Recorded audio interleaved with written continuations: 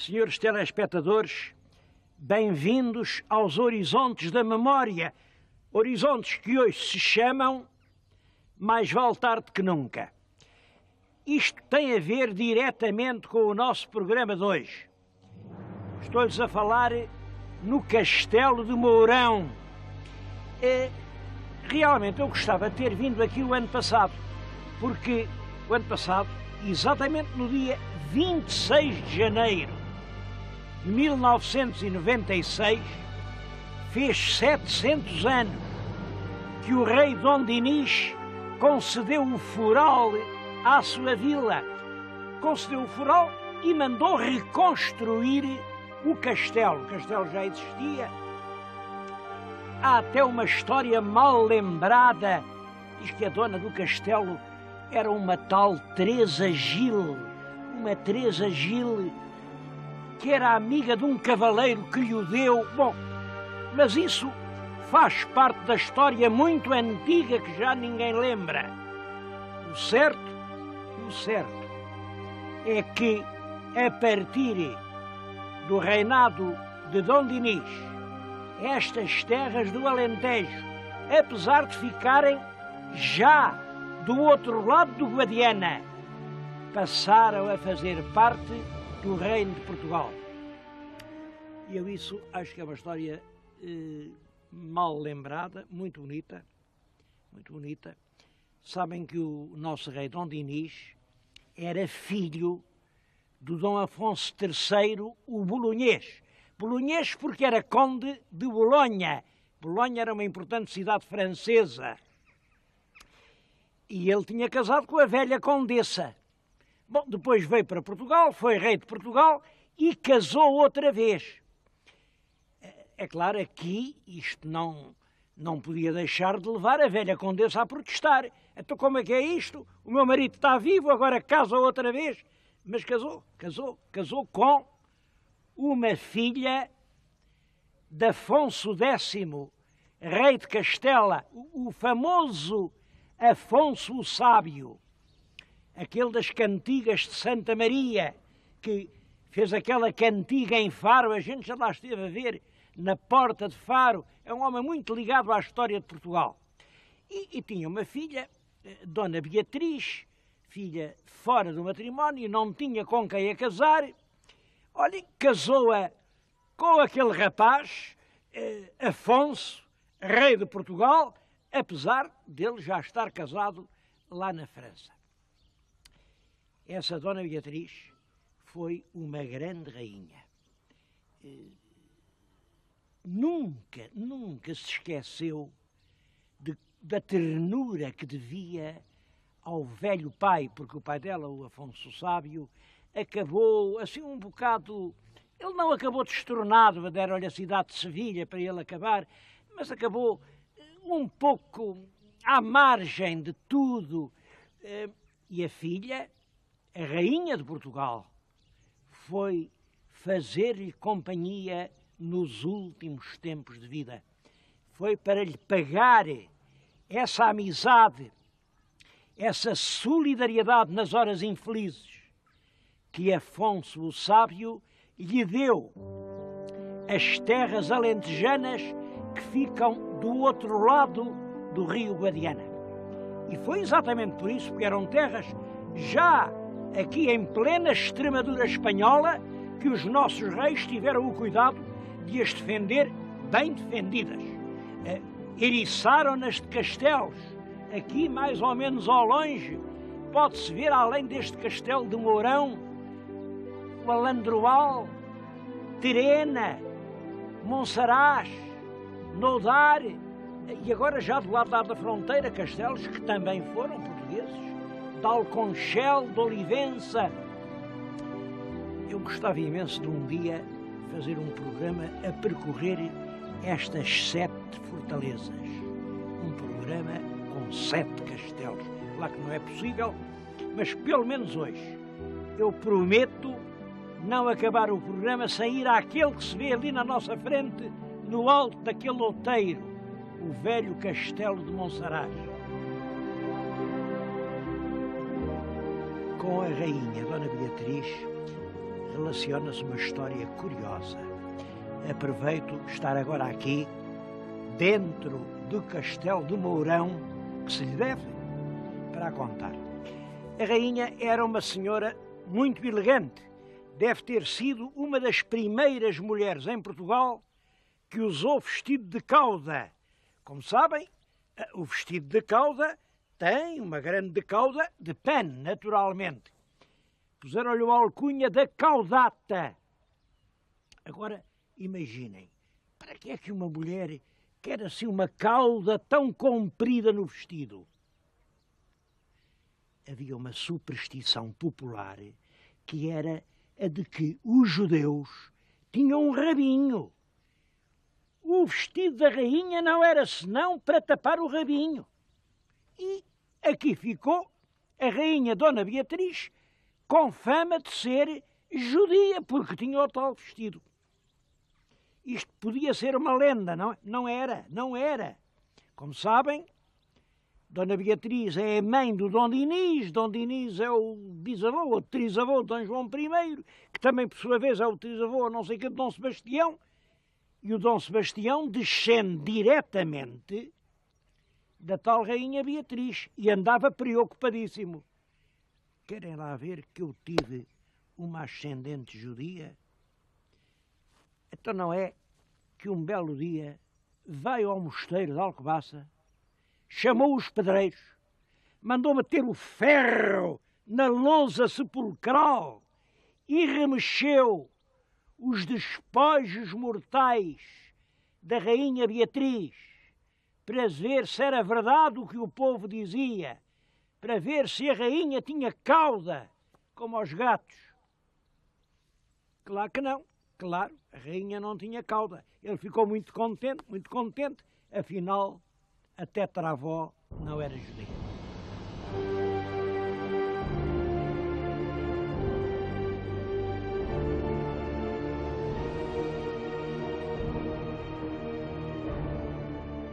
Quando há pouco eu enumerei os 7 castelos que protegiam esta fronteira, não fiz referência, muito propositadamente, a este castelo em que agora me encontro. E isto por uma razão, é que este não é um castelo de fronteira. Nessa altura não havia fronteira, não havia reinos de Portugal nem Espanha. O que havia era o rio Guadiana. Estou-lhes a falar nem mais nem menos que numa fortaleza de há milhares de anos. Os arqueólogos que a têm estudado propõem que isto é dos fins da República Romana, portanto, de há 2000 anos. A localização, o meu telespectador, se olhar bem ao longe, vê ao longe o Castelo do Mourão, onde estivemos há pouco, vê-se alvejar no cimo do monte. É aqui na região de Mourão. E é um monumento realmente impressionante. Eu comecei por dizer que este programa se chamava Mais Vale Tarde que Nunca, mas confesso que hesitei, porque talvez devesse pôr-lhe outro nome. Venha ver enquanto é tempo. Estamos já em 97, 2 anos passam num instante, 98, 99, e quando chegar o ano 2000, toda esta região, toda esta fortaleza estará coberta por um enorme volume de água. É aqui a barragem a que se chama de Alqueva. Que mau nome que a gente lhe foi pôr, porque barragem, toda a gente diz barragem do Alqueva, parece que há um rio chamado Alqueva. Não há rio nenhum. A barragem é no Guadiana e vai ser próximo da aldeia de Alqueva. E isso vai subir o nível das águas, ninguém mais poderá ver esta fortaleza. Ela continua a ser um enigma, está cheia de coisas antigas ainda irreveladas em qualquer parte. Olha, isto, por exemplo, isto é é o bordo de uma vasilha onde se guardavam provavelmente cereais, mas há cisternas, há galerias, aí por esses rochedos há gravuras rupestres, há aqui milhares de anos que falam. Portanto, eu não mudo o título ao programa, mas repito, venham ver enquanto é tempo.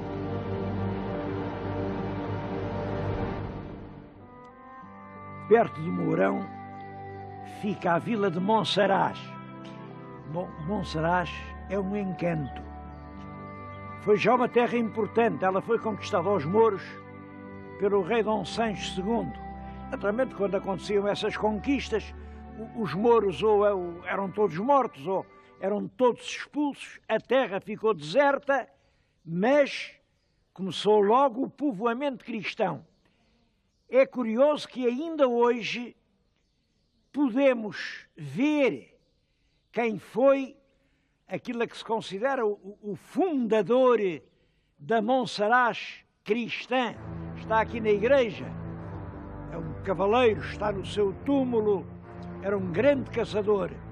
Ele gosta de se representar numa caçada, lá vai ele de falcão em punho e gosta de mostrar depois o seu funeral. É um funeral, é um túmulo muito interessante, uma coisa do século XIII. É dessa altura o castelo. Nós vamos já visitar o castelo. Logo depois da conquista, o rei Dom Sancho deu este castelo aos templários.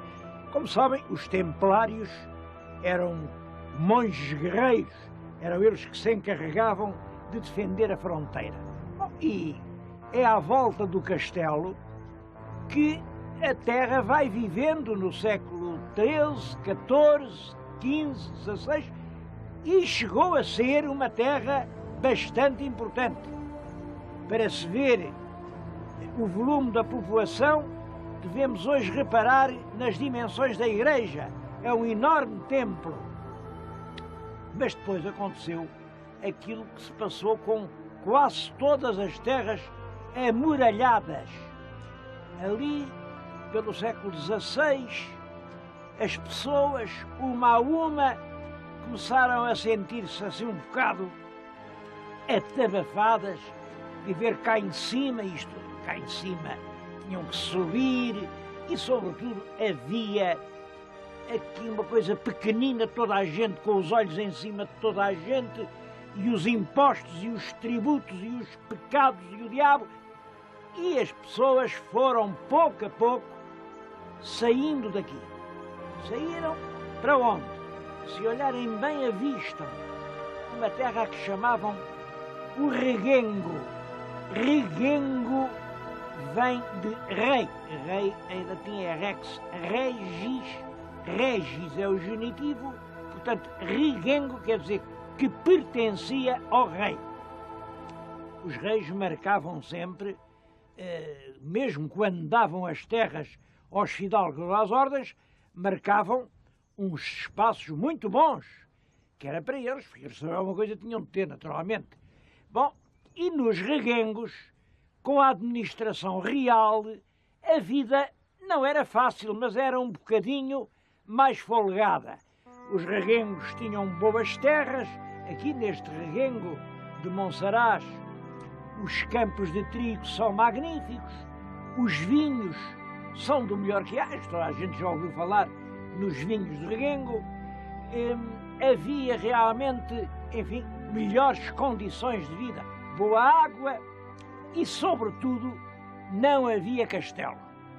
Não havia castelo, portanto não havia alcaide, portanto não havia aquela opressão feudal que mal deixava respirar os camponeses. Então deu-se isto.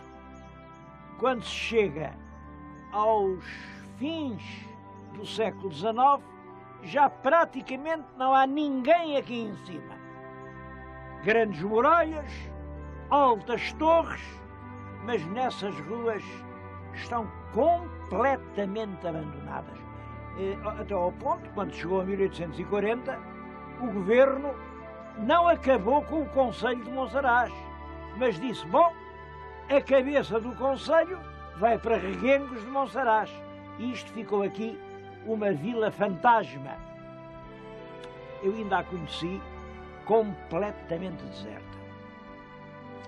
Pois aqui há umas dezenas de anos aparece curioso que já há o automóvel, pode subir esta estrada que traz até cá acima. Isto é realmente muito bonito para todos os lados.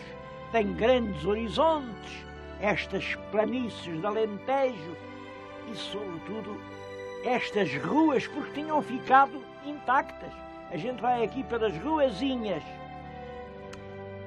e vê ainda aos pórticos, ogivais, vê tudo como ficou. Parece que é uma vila, tem-se dito muito isso, mas que parou no tempo. O que estão a ver são realmente as ruas cuidadas, tudo muito bem caiado, as portas ainda com ferragens, ou são as velhas ou são outras iguais às antigas ferragens do tempo medieval. Uma vida que morreu, ressurgiu e tem hoje uma segunda vida. Entre as coisas mais curiosas que ficaram da terra medieval foi a Sala das Audiências. É um monumento perfeitamente único em Portugal. Vamos lá para falar das audiências, para falar dos senhores juízes e para falar da justiça. Como vão ver, já nessa altura os vizinhos gostavam de dizer mal das justiças. A fachada do tribunal está hoje exatamente como era na Idade Média. De cada um dos lados, duas janelas, agimares era o nome que lhes davam, ao meio um pórtico gótico. Bom, entrava-se e ficava-se em frente dos senhores juízes. Reparem bem, os senhores juízes ainda hoje lá estão. E eu acho que justifica-se uma visita a Monsaraz só para ver estas representações. Aquilo são frescos pintados na própria parede há mais de 500 anos. Há quem diga que aquilo é do século XIV, eu não acredito por causa do trajo, mas é dos princípios do século XV. Ora bem, vemos ali dois juízes. Peço-lhes que prestem muita atenção às figuras. São as figuras que falam tudo. Reparem, o que está vestido de branco, tem uma cara só, olha de frente, é o juiz puro, verdadeiro, é o juiz como deve ser. Há um pormenor em quem parece que nunca ninguém reparou. Aquele juiz tem uma vara vermelha. Ora, quem tinha vara vermelha era o juiz eleito, era o juiz que aqui, estes moradores, esta gente, os homens bons da vila elegiam. Ele podia não saber grande coisa, claro que nunca tinha andado na universidade. A maior parte deles não sabia mesmo nem ler nem escrever. Agora, o que é certo é isto. Ninguém era escolhido para juiz se não fosse um homem de bem. E aquele juiz que ali vêem, ponham os olhos nele. É um homem de bem. Claro que era cá da terra, era da vila, tinha compadres, tinha comadres, tinha amigos e amigas e tinha e tinha respeitos humanos, e tinha interesses, e tinha negócios, e compreendem que não pode deixar de ser, pois era um vizinho, é a vizinhança. E foi por isso que a certa altura o rei Dom Afonso IV, disse, isto não pode ser, estes juízes eleitos pelos vizinhos nunca fazem uma justiça a direito. O verdadeiro juiz não tem compadres nem comadres, é tudo a direito. Então, quem nomeia o juiz sou eu. E o juiz começa a ser um homem mandado pelo rei. Chama-se isso juiz de fora. É juiz de fora da vila. Juiz de fora. O rei nomeia um escudeiro, é um senhor muito importante, um cavaleiro, é o outro, é aquele que está com trajes ali, hoje são amarelos, naturalmente aquilo eram broquinhos dourados, é um homem muito mais solene, mas olhem bem para ele, não está a olhar de frente, o juiz tem duas caras, e olhem sobretudo para as mãos, hein? Ele está a dizer a um, ao lado dele estão as duas partes, o autor e o réu. Um está-lhe a meter nas mãos um rico par de perdizes. O seu juiz está com umas perdizitas. E o juiz diz, pois pá, tu tens toda a razão. O outro não traz perdizes, traz uma bolsa com dinheiro. Está a tirar uma moeda de ouro e a metê-la na mão do juiz. E a cara do juiz volta-se para ele e está a dizer, claro, tu é que tens razão, tu é que tens razão. É o mau juiz, é o juiz de fora, é o juiz que el rei mandou. Isto traduz exatamente a situação nos princípios do século XV. Os povos não gostam do juiz de fora. Não gostam por uma razão. Primeiro, o juiz de fora não é um deles, não é um aldeão daqui, não é um homem bom conhecido. É um senhor que vem aqui para estar 3 anos. Acredito que muitos deles quisessem enriquecer, mas havia outra razão. É que o juiz eleito pelos homens bons não tinha salário. Servia de graça. Esse era um dos encargos do conselho. Ao passo que o juiz de fora tinha um bom vencimento e era o conselho que pagava e mais. Tinha que viver numa boa casa. E quem tinha que lhe dar a casa era o conselho. Uma das coisas engraçadas aqui em Monsaraz é que ainda hoje é conhecida a casa do juiz de fora. Que rica casa, pois quem pagava aquilo era o conselho. Bem, o que lhes estive a dizer é a minha opinião, porque não é isto que se costuma dizer. Diz-se que isto representa, lá em cima, reparem, está Nosso Senhor sentado no trono, diz que só a justiça de Deus é definitiva, a justiça dos homens é sujeita a erro, enfim, é rara, é humano, Não acredito que seja isso. É antes um protesto do espírito local, municipal, que se considerava agredido pela invasão dos juízes de fora.